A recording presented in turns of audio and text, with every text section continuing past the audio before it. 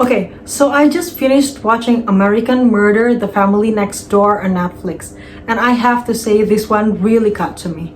If you haven't heard of it, it's a 2020 true crime documentary about the Watts family murders. Chris Watts, the husband, killed his wife Shanann and their two daughters, Bella and Cece. It's one of those stories that shakes you to your core because it seems like everything was perfect on the surface. What's interesting about this documentary is how it's put together.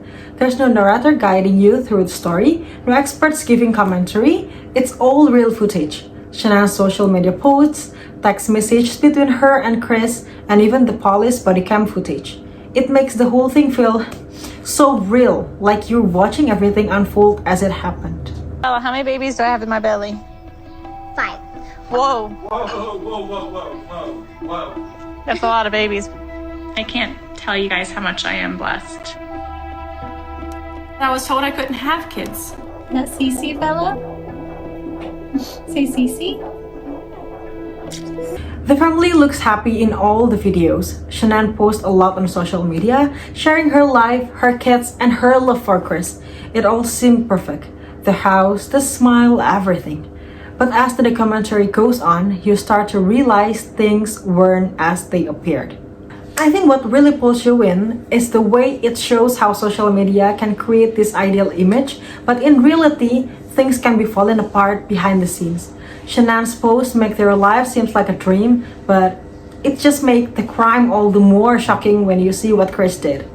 This event starts to unfold when Shanann's best friend, Nicole Atkinson, tries to reach her in the morning after she drops Shanann home at 2 a.m., but she gets nothing. Nicole decided to call the police when she was on Shanann's house. Her car's there, but she was not open the door, as well as she was not answer her call. And speaking of Chris, the way the documentary shows him acting calm and concerned while knowing what he did, it's eerie.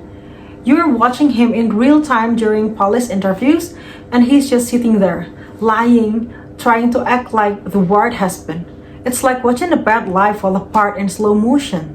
As the police start digging into his story, you can just tell something's not right. And when they confront him with the truth, it's a mix of finally and how could he? Watching him confess is just chilling. The documentary does a really good job of building the tension.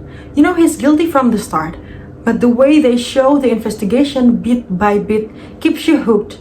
It's not flashy or over-dramatized, and I really appreciate that. It's just raw footage, no frills, no dramatization, which make it feel so real and personal. But I will say, it's pretty heavy. You're watching real videos of the kids hearing Shanann's texts. It's heartbreaking. It definitely takes an emotional toll. So if you're not in the mood for something intense, you might want to save this one for another time. Seeing Shanann's text, knowing what's coming, it's just add this extra layer of sadness to the whole thing. You feel for her, for the kids, and you're left wondering, how could someone do this? All that being said, I think the documentary is really well done. It doesn't try to over-explain things, and it lets the real footage tell the story. It's kind of like watching a mystery unfold, except you already know the ending. And it's a tragic one. I definitely recommend it if you're into true crime.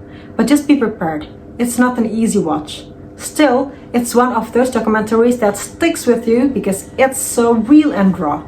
I'd give it solid 5 out of 5 stars. Thank you for watching and see you on my next review.